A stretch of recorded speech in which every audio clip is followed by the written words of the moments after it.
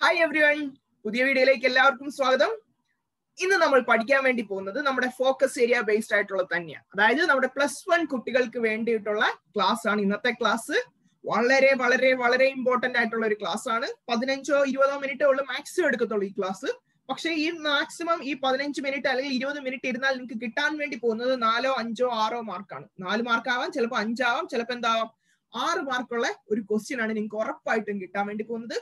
അതിനു മുമ്പേ ഞാൻ ഇതുപോലെ തന്നെ ഫോക്കസ് ഏരിയ ബേസ്ഡ് ആയിട്ടുള്ള നമ്മുടെ ഗ്രാവിറ്റേഷന്റെയും some basic concepts of chemistry, അതേപോലെ കോംപ്ലക്സ് നമ്പർ, ഈ 3 ചാപ്റ്ററിന്റെ ഫിസിക്സ്, കെമിസ്ട്രി, മാത്സ്, ഇതിന്റെ ഓരോ ചാപ്റ്റേഴ്സും നമ്മൾ ഓൾറെഡി ഫോക്കസ് ഏരിയ ബേസ്ഡ് ആയിട്ടുള്ള തിയറിയും അതിന്റെ റിലേറ്റഡ് ആയിട്ടുള്ള പ്രോബ്ലംസും നമ്മൾ ഓൾറെഡി ഇതിൽ ഡിസ്കസ് ചെയ്തിട്ടുണ്ട്. കാണാത്തവരുണ്ടെങ്കിൽ എന്ത് ചെയ്യുക, ആ ലിങ്ക് ഞാൻ ഇവിടെ പ്രൊവൈഡ് ചെയ്യാം. അത് നിങ്ങൾ തീർച്ചയായും പോയി കാണുക. കാരണം നിങ്ങൾക്ക് ആ 1 മണിക്കൂർ അല്ലെങ്കിൽ അരമണിക്കൂർ പഠിച്ചാൽ കിട്ടുന്നത് 8, 9, 10, 12 മാർക്കുകളൊക്കെയാണ്. അതുകൊണ്ട് എന്ത് ചെയ്യുക, 1 മാർക്ക് പോലും കളയാതെ ഫുള്ള് വീഡിയോ സ്കിപ്പ് ചെയ്യാതെ കാണുക.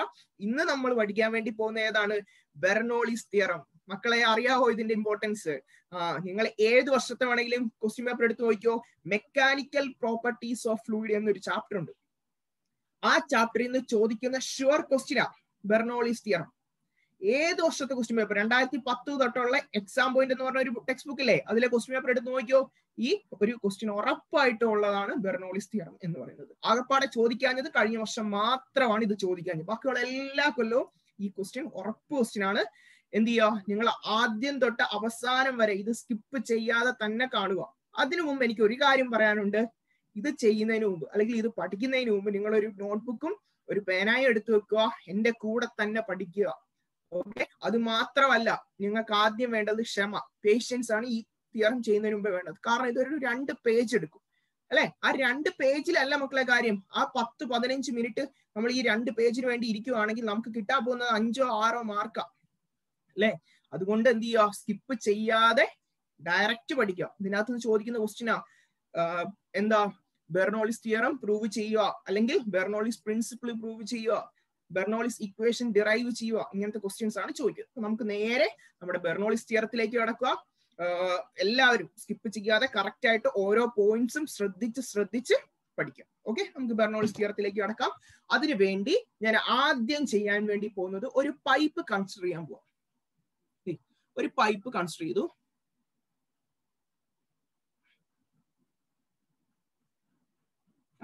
ഒരു പൈപ്പ് കൺസിഡർ ചെയ്തു. ഈ പൈപ്പ് കാണുമ്പോൾ തന്നെ നിങ്ങൾക്ക് അറിയാം ഇതിന്റെ ഏരിയ ഓഫ് ക്രോസ് സെക്ഷൻ കണ്ടോ. ഈ ഭാഗം ചെറുതു. നമുക്ക് പാർട്ട് 1 എന്ന് കൊടുക്കാം. ഇത് ലെഫ്റ്റ് സൈഡിനെ 1 എന്ന് വിളിച്ചു, റൈറ്റ് സൈഡിനെ ഞാൻ 2 എന്ന് വിളിച്ചു. ഈ ലെഫ്റ്റ് സൈഡിന്റെ പ്രത്യേകത എന്താ? ലെഫ്റ്റ് സൈഡിനെ നോക്കിയാൽ നമുക്കറിയാം അവിടെ ചെറുതാണ് അല്ലെ. ആ സമയത്ത് റൈറ്റ് സൈഡ് സെക്കൻഡ് പാർട്ട് നോക്കിയാൽ എന്താ, അവിടെ വലുതാണ്. നമ്മൾ അതിനെ ഫിസിക്സിലേക്ക് കൊണ്ടുവരുമ്പോൾ എന്ത് ചെയ്യും, ലെഫ്റ്റ് പാർട്ട് ചെറുതായതുകൊണ്ട് നമ്മൾ അതിനെ വിളിക്കും, അതിന്റെ ഏരിയ ഓഫ് ക്രോസ് സെക്ഷൻ ചെറുതാണ്. അതിന്റെ എന്താണ്, ഏരിയ ഓഫ് ക്രോസ് സെക്ഷൻ ചെറുതാണ്. അപ്പൊ നമ്മൾ ഇതിനെ വിളിക്കും, ഇതിന്റെ ഏരിയ ഓഫ് ക്രോസ് സെക്ഷൻ ചെറുതായതുകൊണ്ട് ഇതിനെ എന്ത് വിളിക്കും, A1. എന്തുകൊണ്ടാണ് 1? കാരണം ലെഫ്റ്റ് സൈഡിന് ഞാൻ 1 ആക്കി എടുത്തേ, അതുകൊണ്ട് ഇവിടെ A1 എന്ന് വിളിച്ചു. ഇനി റൈറ്റ് സൈഡ് ഇത് 2 ആണ്. അപ്പൊ നമ്മൾ ഇതിന്റെ ഏരിയ എന്തായിരിക്കും, A2 എന്ന് എടുക്കാം. എന്തുകൊണ്ടാണ് A1 ആൻഡ് A2 എന്ന് എടുത്തത്? കാരണം രണ്ടും 2 വലിപ്പമാണ്. ആ പടം നോക്കിയാൽ തന്നെ അറിയാം. അതുകൊണ്ട് ഞാൻ ലെഫ്റ്റ് സൈഡിനെ A1 എന്ന് വിളിച്ചു, റൈറ്റ് സൈഡിനെ എന്ത് വിളിച്ചു, A2. A2 ആണ് വലുത്, A1 ചെറുത്. ഇനി ഞാൻ കൺസിഡർ ചെയ്യാൻ വേണ്ടി പോകുന്നത്, ഏരിയ ഉണ്ടെങ്കിൽ അതിനെന്തും കാണും, ഒരു പ്രഷറും കാണും അല്ലെ. പ്രഷർ എന്ന് പറഞ്ഞാൽ ഫോഴ്സ് ബൈ ഏരിയ ആണല്ലോ. അപ്പൊ ഇതിനെന്ത് കാണും, ഒരു പ്രഷറും കാണും. അപ്പൊ A1 ആണെങ്കിൽ ഇവിടുത്തെ പ്രഷർ എത്രയായിരിക്കും, P1 ആണെന്ന് നമുക്ക് എല്ലാവർക്കും അറിയാലോ, കാരണം 1 ആണ് സഫിക്സ്. അതുപോലെ തന്നെ ഇവിടെ A2 ആണെങ്കിൽ ഇവിടുത്തെ പ്രഷർ എത്രയായിരിക്കും, P2. ഇനി വേറൊരു ഇതെന്ന് പറഞ്ഞാൽ, ഇതിനെ ഞാൻ ഒരു സർഫസുമായിട്ട് വെക്കുക കണ്ടോ. ഇതാണ് ഇതിന്റെ സർഫസ്. ഈ രണ്ടിന്റെ ഹൈറ്റ് ഇവിടെ നോക്കിയേ, ഇവിടെ നിന്നുള്ള ഹൈറ്റ് എത്രയാ, 2 വ്യത്യസ്തമല്ലേ. നോക്കിയേ, രണ്ടിന്റെയും ഹൈറ്റ് വ്യത്യസ്തം. പാർട്ട് 1ഉം പാർട്ട് 2ഉം അല്ലെ. ലെഫ്റ്റ് സൈഡും റൈറ്റ് സൈഡും വേറെ സിമിലർ ആയിട്ടുള്ള ഹൈറ്റിലല്ല, എന്താണ്, വ്യത്യസ്ത ഹൈറ്റുകളിലാണ് ഇരിക്കുന്നത്. അപ്പൊ ഈ ഹൈറ്റിനെ, ലെഫ്റ്റ് സൈഡിലുള്ള ഹൈറ്റിനെ ഞാൻ H1 എന്ന് വിളിച്ചു. അതേപോലെ തന്നെ റൈറ്റ് സൈഡിലുള്ള ഹൈറ്റിനെ ഞാൻ എത്ര വിളിച്ചു, H2. എല്ലാം 2ഉം പുറത്ത് എന്താ 1ഉം ആണ്.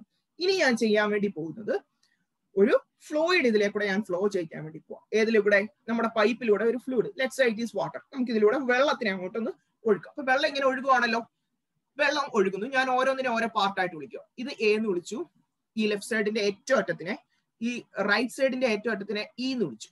മനസ്സിലായല്ലോ, ലെഫ്റ്റ് സൈഡിന്റെ ഏറ്റവും അറ്റത്തിനെ A എന്ന് വിളിച്ചു, അതുപോലെ തന്നെ റൈറ്റ് സൈഡിന്റെ ഏറ്റവും അറ്റത്തിനെ E എന്ന് വിളിച്ചു.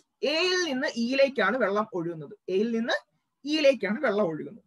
പക്ഷെ എയിൽ നിന്ന് നമ്മൾ ആദ്യമേ ഒരു ബി എന്ന് പറയുന്ന പോയിന്റ് എടുക്കുക. എയിൽ നിന്ന് എവിടം വരിക? ഒരു ബി എന്ന് പറയുന്ന പോയിന്റ്. അതേപോലെ തന്നെ ഇയിൽ എത്തുന്നതിന് മുമ്പ് വേറൊരു പോയിന്റ് കൺസിഡർ ചെയ്യുവാണ് സി.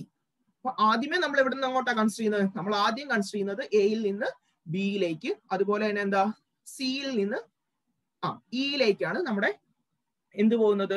വെള്ളം പോകുന്നത്.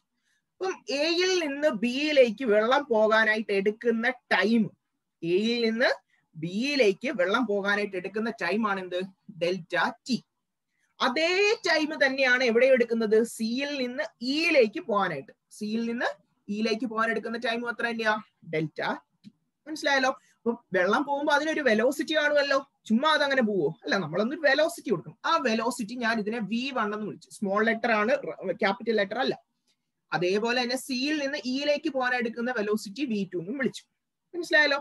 അപ്പം ഓർക്കുക എന്തൊക്കെയാണ് കാര്യങ്ങൾ പറഞ്ഞത് ഇവിടെ. ആദ്യമേ ഞാൻ എന്ത് പറഞ്ഞു? പാർട്ട് 1 ഉം പാർട്ട് 2 ആയിട്ട് ഒരു പൈപ്പിനെ കൺസിഡർ ചെയ്തു. അതിന്റെ ലെഫ്റ്റ് സൈഡിനെ ഞാൻ പാർട്ട് 1 എന്ന് വിളിച്ചു, റൈറ്റ് സൈഡിനെ പാർട്ട് 2 എന്ന് വിളിച്ചു.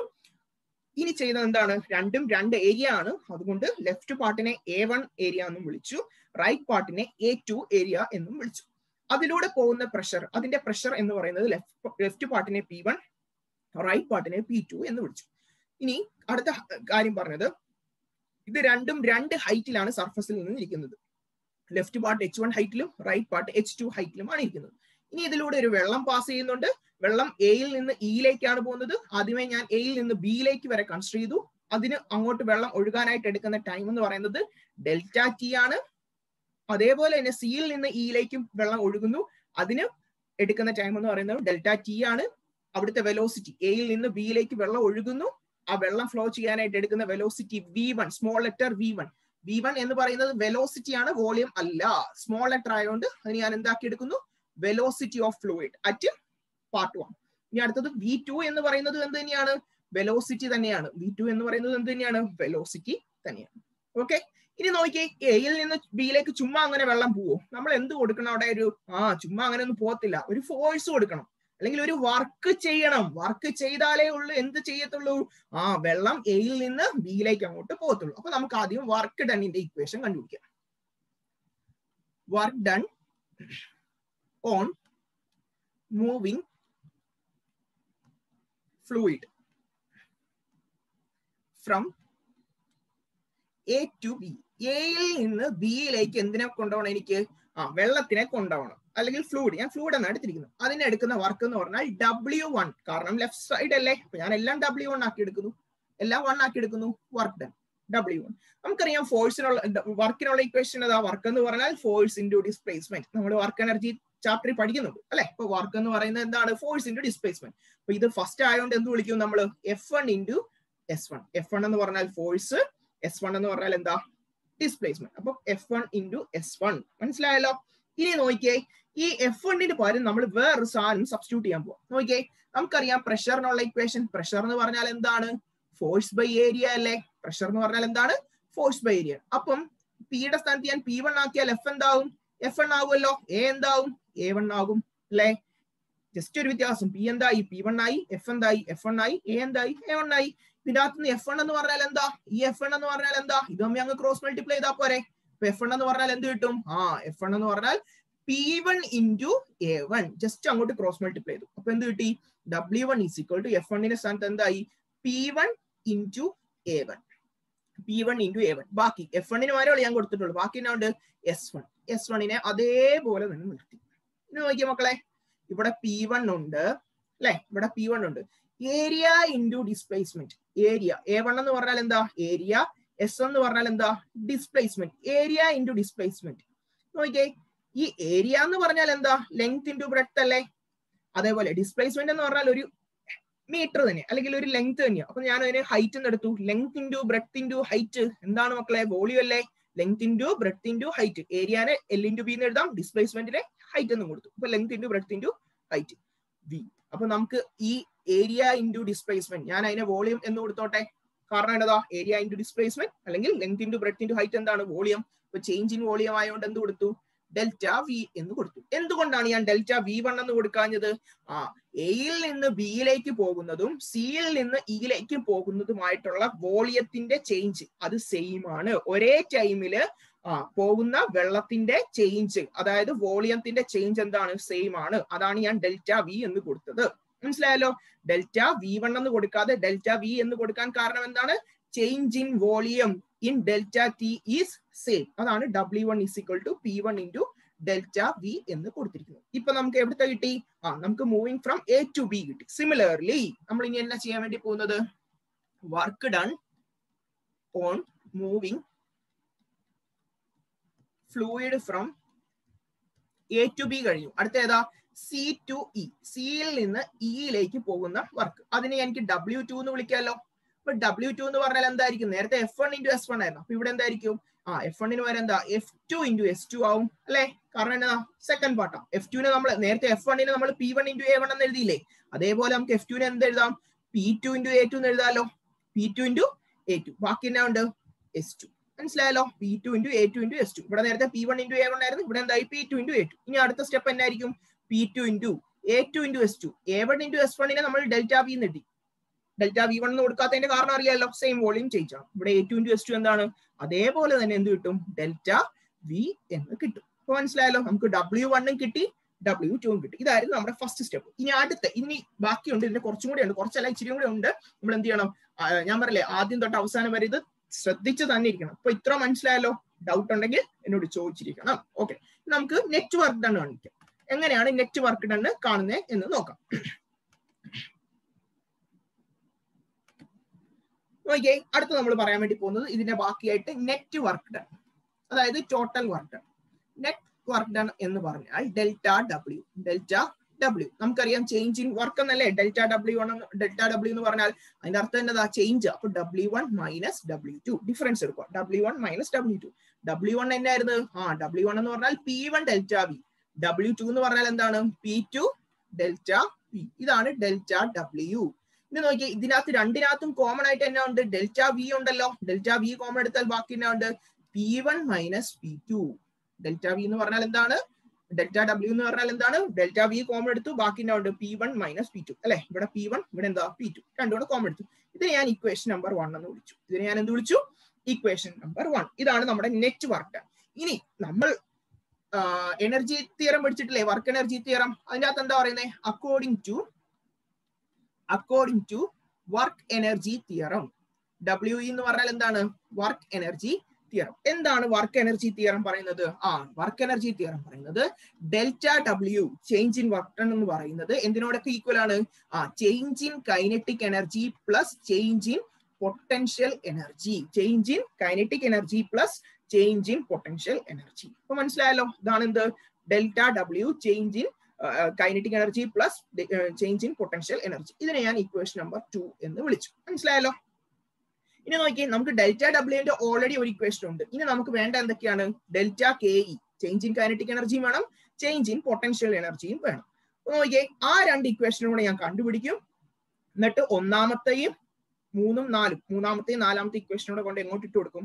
രണ്ടാമത്തേൽ ഇട്ട് കൊടുക്കും. അപ്പൊ നമുക്ക് നേരെ ഡെൽറ്റ KE കണ്ടുപിടിക്കാമല്ലോ. ഓക്കെ, അത് അടുത്ത പേജിലാണ് ഞാൻ എഴുതാൻ പോകുന്നത്.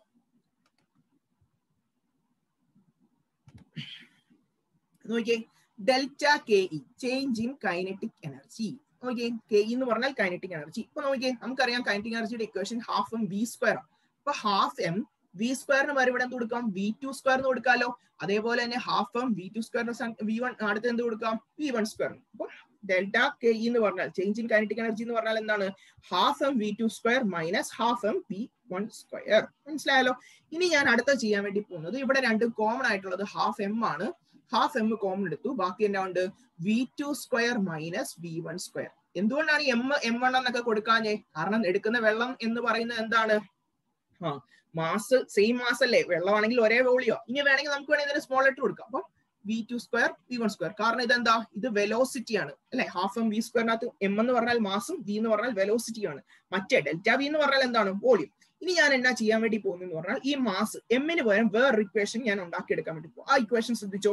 ഓക്കെ, ഡെൻസിറ്റി എന്ന് പറഞ്ഞാൽ എന്താ? ഡെൻസിറ്റി എന്ന് പറഞ്ഞാൽ മാസ് ബൈ വോളിയം. ഡെൻസിറ്റി എന്ന് പറഞ്ഞാൽ എന്താണ്?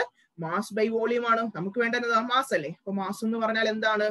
മാസ് എന്ന് പറഞ്ഞാൽ density into volume. Density into volume. അല്ലെ? മാസ് എന്ന് പറഞ്ഞാൽ എന്താണ്? ക്രോസ് മൾട്ടിപ്ലൈ ചെയ്താൽ മതി. Density into volume. ഡെൻസിറ്റിക്ക് നമ്മൾ റോ എന്ന് വിളിക്കും. ഡെൻസിറ്റിക്ക് എന്താണ്? റോ. വോളിയത്തിനെ നമുക്ക് ഡെൽറ്റ വി എന്ന് കൊടുക്കാമല്ലോ. നമ്മൾ നേരത്തെ തന്നെ എടുത്തിട്ടുണ്ട്. അപ്പൊ മാസ് എമ്മിന് പകരം നമ്മൾ എന്ത് കൊടുക്കും? Density into volume. ഡെൻസിറ്റിനെ റോ എന്ന് വിളിക്കും, വോളിയത്തിനെ ഡെൽറ്റ വി എന്ന് വിളിക്കും. ഇവിടെ എന്ത് വരും? ഹാഫ് എമ്മിന് പകരം ഞാൻ എന്ത് കൊടുക്കുന്നു? എമ്മിന് പകരം നമുക്ക് ഇപ്പൊ കിട്ടിയിട്ടുള്ള density into volume. Density into volume ഇവിടെ ക്യാപിറ്റൽ വി ആണ്. ബാക്കി എന്നാ ഉണ്ട്? V2 square minus V1 square. ഇതാണ് എന്ത്? Delta K E kinetic energy. ഇതിനെ ഞാൻ എത്ര വിളിച്ചു? ഇക്വേഷൻ നമ്പർ 3 എന്ന് വിളിച്ചു. ഇനി എന്നതാ? ഇനി ഞാൻ വീണ്ടും ഡെൽറ്റ പി ഇ കൂടെ കണ്ടുപിടിക്കണം. ഡെൽറ്റ കൈനറ്റിക് എനർജി കണ്ടുപിടിച്ചു. അടുത്ത ഏതാ? Delta P E potential energy. എന്താ പൊട്ടൻഷ്യൽ എനർജിയുടെ ഇക്വേഷൻ? നമുക്കറിയാം, ചേഞ്ച് ആയതുകൊണ്ട് എന്ത് വരും? mgh2 മൈനസ് mgh1 അല്ലെ? mgh എന്നായിരുന്നു പൊട്ടൻഷ്യൽ എനർജിയുടെ ഇക്വേഷൻ. എം കോൺസ്റ്റന്റ് ആണ്, മാസ് ആണ്. ജി എന്ന് പറഞ്ഞാൽ എന്താണ്? ഗ്രാവിറ്റേഷൻ, അതും കോൺസ്റ്റന്റ് ആണ്. ബാക്കി എന്താണ്? h2 minus mgh1. അപ്പൊ ഇവിടെ രണ്ടിനകത്ത് എന്താ കോൺസ്റ്റന്റ്? mg. രണ്ടിടത്തും കോമൺ ആയിട്ടുണ്ട്. അപ്പൊ ബാക്കി എന്നാ ഉണ്ട്? h2 മൈനസ് h1 ആണല്ലോ. mg into h2 minus h1.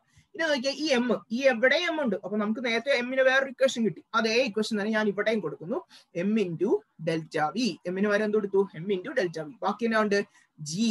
ബാക്കി എന്നാ? h2 minus h1. ഇതാണ് നമ്മുടെ എന്തിന്റെ ഇക്വേഷൻ? പൊട്ടൻഷ്യൽ എനർജിയുടെ ഇക്വേഷൻ. ഇതിനെ നമുക്ക് എത്ര വിളിക്കാം? ഇക്വേഷൻ നമ്പർ 4 എന്ന് വിളിക്കാം. അപ്പൊ നമുക്കിപ്പോ എത്ര ഇക്വേഷൻ കിട്ടി? 4 ഇക്വേഷൻ. അതിൽ ഒന്നാമത്തെയും മൂന്നാമത്തെയും നാലാമത്തെയും നമ്മൾ എവിടെ കൊണ്ട് ഇട്ട് കൊടുക്കും? രണ്ടാമത്തേൽ ഇട്ട് കൊടുക്കും. നമുക്ക് ഒന്നുകൂടെ ഇക്വേഷൻസ് എല്ലാം എഴുതാം. ഈ ഇപ്പൊ എഴുതിയിട്ടുള്ള 4 ഇക്വേഷൻസ് ഞാൻ ഒന്നുകൂടെ എഴുതാൻ പോണേ. അതെന്ന് പറഞ്ഞാൽ നമുക്ക് സബ്സ്റ്റിറ്റ്യൂട്ട് ചെയ്യാൻ വേണ്ടി. അപ്പൊ എന്തൊക്കെയായിരുന്നു ഇക്വേഷൻസ്? രണ്ടാമത്തെ ഇക്വേഷൻ ആദ്യം എഴുതാം.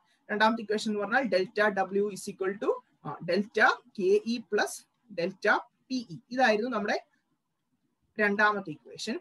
ഇനി എന്ത് ചെയ്യുന്നു? ഒന്നാമത്തെ ഇക്വേഷൻ എന്ന് പറഞ്ഞാൽ എന്തായിരുന്നു? ഒന്നാമത്തെ ഇക്വേഷൻ ഡെൽറ്റ ഡബ്ല്യുവിനുള്ള ഇക്വേഷൻ ആയിരുന്നു. ആ ഇക്വേഷൻ എന്ന് പറഞ്ഞാൽ P1 minus P2 into delta V. P1 minus P2 into delta V. ഇതായിരുന്നു ഇക്വേഷൻ നമ്പർ 1. ഇനി ഇക്വേഷൻ നമ്പർ 3 എന്ന് പറഞ്ഞാൽ എന്തായിരുന്നു? Kinetic energy. കൈനറ്റിക് എനർജിയുടെ ഇക്വേഷൻ എന്ന് പറഞ്ഞാൽ ഹാഫ് ഇൻറ്റു അല്ലെ? Half into rho into delta V. Half into rho into delta V. ബാക്കി എന്നതായിരുന്നു? V2 square minus V1 square. മനസ്സിലായല്ലോ? ഇതായിരുന്നു നമ്മുടെ ഇക്വേഷൻ നമ്പർ 3. അതേപോലെ തന്നെ ഇക്വേഷൻ നമ്പർ 4 പൊട്ടൻഷ്യൽ എനർജി. ഇപ്പൊ എന്തായിരുന്നു ചേഞ്ച് ഇൻ പൊട്ടൻഷ്യൽ എനർജിയുടെ ഇക്വേഷൻ? mgh2 minus h1. എമ്മിന് വരെ നമ്മൾ എന്ത് കൊടുത്തു? Rho into delta V. ബാക്കി എന്നതാ? h2 minus h1. ഒരു ജിയും കൂടെ ഉണ്ട്. ആ ജീനെ ഞാൻ ഇവിടെ കൊടുത്തു. ഞാൻ ഇങ്ങനെ എഴുതാം, റോ ജി എച്ച് റോ എന്ത് വേണമെങ്കിലും എഴുതാം. അങ്ങോട്ടും ഇങ്ങോട്ടും മാറ്റി എഴുതും. ഇതിന് ഇക്വേഷൻ നമ്പർ 4 എന്ന്. ഇനി അടുത്ത സ്റ്റെപ്പ് എന്ന് പറഞ്ഞാൽ എന്ത് ചെയ്യും? ഞാൻ നേരത്തെ പറഞ്ഞ പോലെ സബ്സ്റ്റിറ്റ്യൂട്ട് അല്ലെ? സബ്സ്റ്റിറ്റ്യൂട്ട് ഏതാണ്? Equation number 1, equation number 3, equation number 4 in എവിടെ? ഇൻ 2. ഇക്വേഷൻ നമ്പർ 2 കൊണ്ടിട്ടുണ്ട്. അപ്പൊ ഡെൽറ്റ ഡബ്ല്യു എന്നാണ് ലെഫ്റ്റ് സൈഡിൽ. ഡെൽറ്റ ഡബ്ല്യുവിന് വരെ നമ്മൾ എന്ത് കൊടുക്കും? ഇക്വേഷൻ നമ്പർ 1ന്റെ റൈറ്റ് സൈഡ് ഏതാ? ഡെൽറ്റ ഡബ്ല്യുവിന് വരെ എന്ത് കൊടുക്കും? P1 minus P2 into delta V. P1 minus P2 into delta V which is equal to അടുത്ത എന്നതാ? ഇക്വേഷൻ നമ്പർ 2 കൈനറ്റിക് എനർജി എന്നാണ്. അപ്പൊ കൈനറ്റിക് എനർജിയുടെ ഇക്വേഷൻ എടുക്കുക. Equation number 3. അപ്പൊ എന്ത് വരും? Half into rho into V. ബാക്കി എന്നതാ? V2 square minus V1 square plus PE. PE എന്ന് പറഞ്ഞാൽ എന്താ? Potential energy. പൊട്ടൻഷ്യൽ എനർജിയുടെ ഇക്വേഷൻ എന്തായിരുന്നു? നാലാമത്തെ ഇക്വേഷൻ. അതിന്റെ റൈറ്റ് സൈഡ്. അപ്പൊ എന്ത് കിട്ടും? Rho into G into delta V. ബാക്കി എന്നതാ? h2 minus h1. മനസ്സിലായല്ലോ? അപ്പൊ എന്ത് ചെയ്തു? ഇക്വേഷൻ നമ്പർ 2 കൊണ്ടേ നമ്മുടെ 1, 3, 4 ഇട്ട് കൊടുത്തു. ഇക്വേഷൻ നമ്പർ 2 എന്ന് പറഞ്ഞാൽ എന്തായിരുന്നു? Delta W is equal to kinetic energy plus potential energy. Delta ഡബ്ല്യുവിന്റെ സ്ഥാനത്ത് എന്ത് കൊടുത്തു? നമ്മുടെ equation number 1 P1 minus P2 into delta V. മനസ്സിലായല്ലോ? എല്ലാത്തിന്റെ റൈറ്റ് സൈഡ് കൊടുക്കുന്നത്. ഡെൽറ്റ കെ ഇ കെയുടെ അപ്പൊ റൈറ്റ് സൈഡ് കൊടുക്കണം. എന്താ? Half into rho into V. V2 square minus V1 square. അടുത്തത് പ്ലസ് പൊട്ടൻഷ്യൽ എനർജി പി എന്നായിരുന്നു മൂന്നാമത്തെ. ഇപ്പൊ എന്ത് കിട്ടും? അല്ല മൂന്നാമത്തെ അല്ല നാലാമത്തെ. അപ്പൊ rho into G into delta V h2 minus h1. ഇനി ഈ ഇക്വേഷൻസ് അതായത് നമ്മൾക്ക് ഇപ്പൊ കിട്ടിയിട്ടുള്ള ഫൈനൽ ഇക്വേഷൻ നോക്കി. ഇവിടെ എല്ലാം കോമൺ ആയിട്ട് ഒരു സാധനം ഉണ്ട്. എന്നതാ? ഡെൽറ്റ വി അല്ലെ? എല്ലാവർക്കും കോമൺ ആയിട്ട് ഡെൽറ്റ വി ഉണ്ട്. അപ്പൊ നമ്മൾ ചെയ്യാൻ വേണ്ടി പോകുന്നത് ഡിവൈഡിങ് ബൈ ഡെൽറ്റ വി. എല്ലാത്തിനും എന്തുകൊണ്ട് ഡിവൈഡ് ചെയ്യുന്നു? ഡെൽറ്റ വി കൊണ്ട് ഡിവൈഡ് ചെയ്തു. എല്ലാത്തിനെയും കൊണ്ട് ഡെൽറ്റ വി കൊണ്ട് ഡിവൈഡ് ചെയ്തു. അപ്പൊ ഡെൽറ്റ വി പോവുമല്ലോ. ഡിവൈഡ് ചെയ്യുമ്പോൾ ഇവിടുത്തെ ഡെൽറ്റ വി പോവും, ഇവിടുത്തെ ഡെൽറ്റ വി പോവും, ഇവിടുത്തെ ഡെൽറ്റ വി പോവും. മൂന്നിടത്തേയും ഡെൽറ്റ വി പോവും. ബാക്കി എന്നാ ഉണ്ട്? P1 മൈനസ് P2 അല്ലെ? P1 minus P2. ഇവിടെയോ ഇവിടുത്തെ ഡെൽറ്റ വി പോയി. അപ്പൊ എന്നാ? ഹാഫ് ഇൻറ്റു റോ ഇൻറ്റു ബാക്കി എന്നതാ? V2 square minus V1 square plus ബാക്കിയോ ഇവിടെ റോ ഇൻറ്റു ജി ഇൻറ്റു ഇവിടുത്തെ ഡെൽറ്റ വി പോയി, ഇവിടുത്തെ എല്ലാം ഡെൽറ്റ വി പോയെ. അപ്പൊ എന്ത് വരും ബാക്കി? റോ ഇൻറ്റു ജി ഇൻറ്റു എന്താണ് കിട്ടിയത്? H2 minus H1. ഇനി ഇച്ചിരി ഇതിനൊന്ന് അങ്ങോട്ടും ഇങ്ങോട്ടും അറേഞ്ച് ചെയ്താൽ നമ്മുടെ ആൻസർ ആയി. അപ്പൊ ഇത്ര മനസ്സിലായാലോ? ഇനി നമ്മൾ ബാക്കി ചെയ്യാൻ വേണ്ടി പോകും.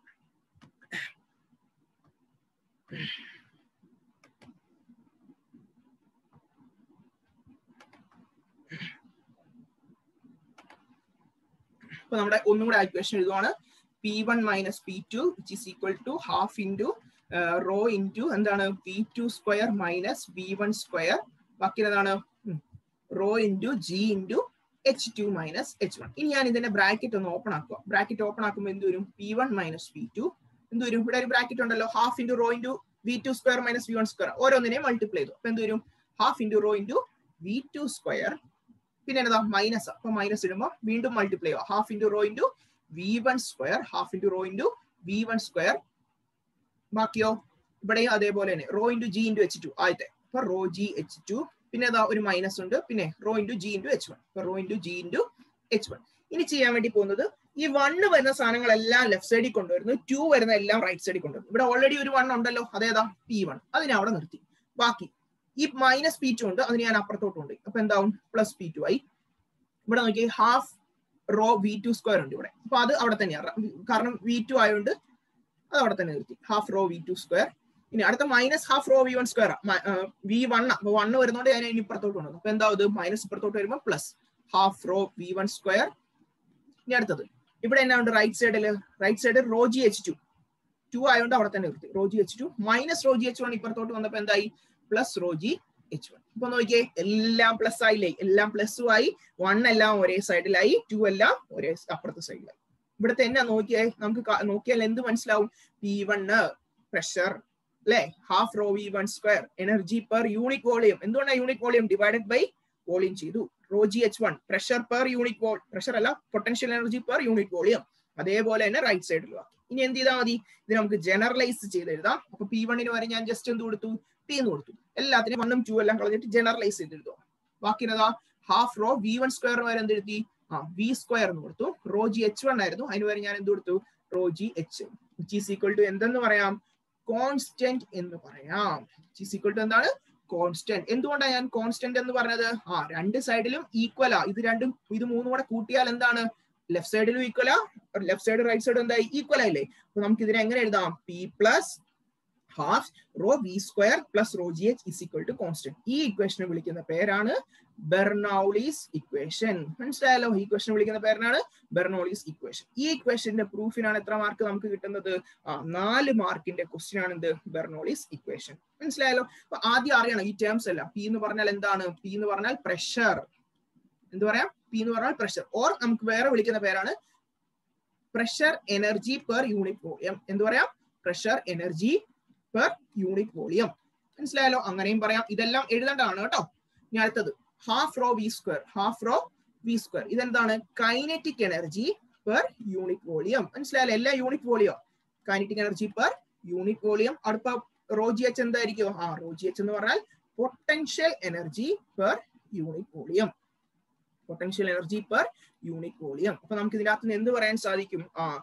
Kinetic energy the sum of എല്ലാം കൂടെ add ചെയ്യുമല്ലേ? the sum of pressure energy per unit volume, പിന്നെ ഏതാ? Kinetic energy per unit volume and potential energy per unit volume is constant. ഇതാണ് നമ്മുടെ എന്ത്? ബെർണൌളിസ് പ്രിൻസിപ്പിൾ. ഇനി അതിന്റെ ഡെഫിനിഷനും കുറച്ച് കണ്ടീഷൻസ് കൂടെ പഠിക്കണം. ഒരു ചെറിയ സാധനമാണ്, ഒരു പേജ് തീരും. നമുക്ക് അതൊന്ന് നോക്കാം, അതും കൂടെ ഒന്ന് നോക്കാം.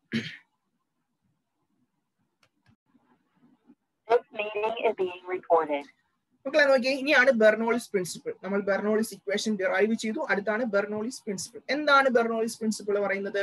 It is a statement of conservation of energy which states that available energy per unit volume remains constant for a tube of flow.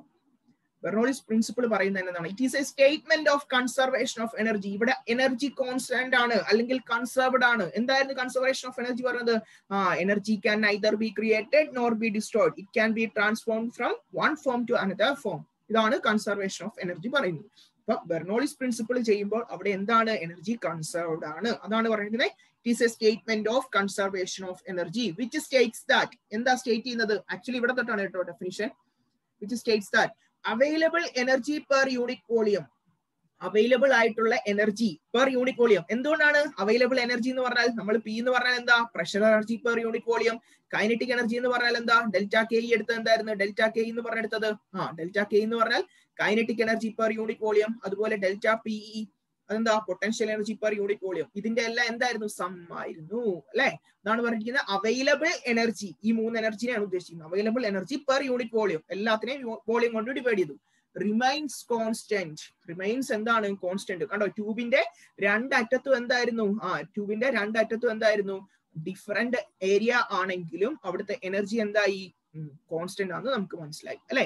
Energy per unit volume for a tube of flow അതാണ് പറയുന്നത്. അപ്പൊ എന്ത് പറയും നമ്മള് available energy per unit volume remains constant for a tube of flow. Available energy per unit volume remains constant.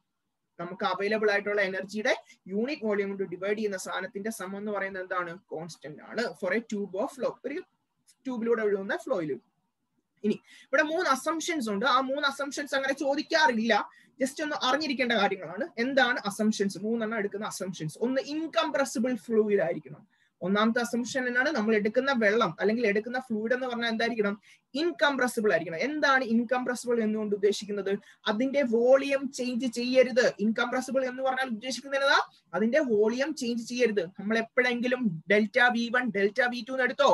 ഇല്ല. എപ്പോഴും എന്താണ് delta V വോളിയത്തിന്റെ change എന്താണ് സെയിം ആണ്. ഡെൽറ്റ V നെ ഉള്ള എടുത്തിട്ടുള്ളൂ. V1 V2 എടുത്തിട്ടില്ല. സ്റ്റഡി ഫ്ലോ ആയിരിക്കണം രണ്ടാമത്തത്. സ്റ്റഡി ഫ്ലോ എന്ന് പറഞ്ഞാൽ എന്താ സ്പീഡ് കൂടുതലരുത്. സ്പീഡ് കൂടുതലിനെ ടർബുലന്റ് എന്ന് വിളിക്കും. പക്ഷെ നമ്മൾ എന്താ സ്റ്റഡി ഫ്ലോ അതായത് പയ്യെ ഒഴുകുന്ന ഫ്ലൂയിഡ് ആയിരിക്കണം. സ്പീഡ് കൂടരുത്, പയ്യെ ഒഴുകുന്നതായിരിക്കണം. ഈ മൂന്നാമത്തെ എന്നാണ് നെഗ്ലിജിബിൾ വിസ്കസ് ഫോഴ്സ്. അവിടെ വിസ്കസ് ഫോഴ്സ് എന്തായിരിക്കണം നെഗ്ലിജിബിൾ. എന്താണ് വിസ്കസ് ഫോഴ്സ് എന്ന് പറഞ്ഞാൽ നമ്മൾ സാധാരണ ഒരു റോഡിൽ കൂടെ നടക്കുമ്പോൾ അവിടെ ഫ്രിക്ഷണൽ ഫോഴ്സ് എന്ന് പറഞ്ഞാൽ ഓപ്പോസിറ്റ് ആക്റ്റീവ് അല്ലെ. അതേപോലെ തന്നെ എന്തായിരിക്കണം ഇവിടെ വിസ്കസ് ഫോഴ്സ് ആണ് ഫ്ലൂയിഡിന്റെ കാര്യത്തിൽ. അതെന്തായിരിക്കണം നെഗ്ലിജിബിൾ ആയിരിക്കണം. അപ്പൊ 3 അസംഷൻസ് ആണ് എടുത്തിരിക്കുന്നത്. ഒന്നാമത്തത് ഇൻകംപ്രസിബിൾ ഫ്ലൂയിഡ്, രണ്ടാമത്തത് സ്റ്റഡി ഫ്ലൂയിഡ്, മൂന്നാമത്തെ നെഗ്ലിജിബിൾ വിസ്കസ് ഫോഴ്സ്. മക്കളെ ഇതാണ് നമ്മുടെ 4 അല്ലെങ്കിൽ 5 അല്ലെങ്കിൽ 6 മാർക്കിന്റെ സാധനമാണ് ഇത് ഇപ്പൊ പഠിപ്പിച്ചത്. ഓർത്ത് പഠിക്കുക, നന്നായിട്ട് പഠിക്കുക. ഇത് ചോദിച്ചിരിക്കും. ഉറപ്പാണ് ഇത് ചോദിച്ചിരിക്കും. ഈ ക്വസ്റ്റ്യൻ 100% ഉറപ്പുള്ള ക്വസ്റ്റ്യൻ ആണ്. ചോദിച്ചിരിക്കും. എന്താണ് ബെർണോളിസ് പ്രിൻസിപ്പിൾ, എന്താണ് ബെർണോളിസ് ഇക്വേഷൻ, അതിന്റെ ഡെറിവേഷൻ, അസംഷൻസ്, ഈ 3 കാര്യങ്ങൾ വൃത്തിക്ക് പഠിക്കുക. ഒരെണ്ണം പോലും വിടാതെ പഠിക്കുക. എന്തെങ്കിലും ഡൗട്ട് ഉണ്ടെങ്കിൽ നിങ്ങൾക്ക് എന്നോട് എന്ത് ചെയ്യാം കമന്റ് സെക്ഷനിൽ ഇടാം. അല്ലെങ്കിൽ എന്ത് ചെയ്യാം വാട്സപ്പ് ഗ്രൂപ്പ് ഉണ്ട്, അതിന്റെ ലിങ്ക് ഇവിടെ കൊടുത്തിട്ടുണ്ട്. എന്താണ് നിങ്ങൾക്ക് ജോയിൻ ചെയ്യേണ്ടവർക്ക് ജോയിൻ ചെയ്യാം. അതിൽ എക്സാംസ് നടത്തുന്നതാണ്. ഡൗട്ട്സ് ഉള്ളവർക്ക് ചോദിക്കുകയും ചെയ്യാം. ഓക്കെ. അപ്പം ഇന്ന് പഠിപ്പിച്ച വളരെ വളരെ വളരെ ഇമ്പോർട്ടന്റ് ആണ്. ആരും ഈ 4 അല്ലെങ്കിൽ 5 അല്ലെങ്കിൽ 6 മാർക്ക് നഷ്ടപ്പെടുത്തരുത്. വൃത്തിക്ക് പഠിക്കുക. ഓക്കെ. നിങ്ങൾ ആദ്യമായിട്ടാണ് ഈ ചാനൽ കാണുന്നതെങ്കിൽ എന്ത് ചെയ്യുക, please subscribe to my channel. അതുപോലെ തന്നെ നിങ്ങളുടെ ഫ്രണ്ട്സിനും +1 പഠിക്കുന്ന കുട്ടികൾക്കും +2 പഠിക്കുന്ന കുട്ടികൾക്കും 10 പഠിക്കുന്ന കുട്ടികൾക്കും പിന്നെ എന്താ എൻട്രൻസ് പഠിക്കുന്ന കുട്ടികൾക്കും എന്ത് ചെയ്യുക, ഈ ഗ്രൂപ്പ് അല്ലെങ്കിൽ ഈ ചാനൽ എന്ത് ചെയ്യുക ഷെയർ ചെയ്യുക. അവരോടും ഈ വീഡിയോസ് കാണാൻ പറയുക. ഡൗട്ട്സ് ഉണ്ടെങ്കിൽ ചോദിക്കാൻ പറയുക. ഓക്കെ. അപ്പോൾ നമ്മൾ ഇനിയും അടുത്ത വീഡിയോ ആയിട്ട് നമ്മുടെ +1 ഫോക്കസ് ഏരിയ ബേസ്ഡ് ആയിട്ടുള്ള അടുത്ത ഒരു വീഡിയോ ആയിട്ട് ഉടനെ തന്നെ വരും. അതുവരേക്കും ബൈ ബൈ.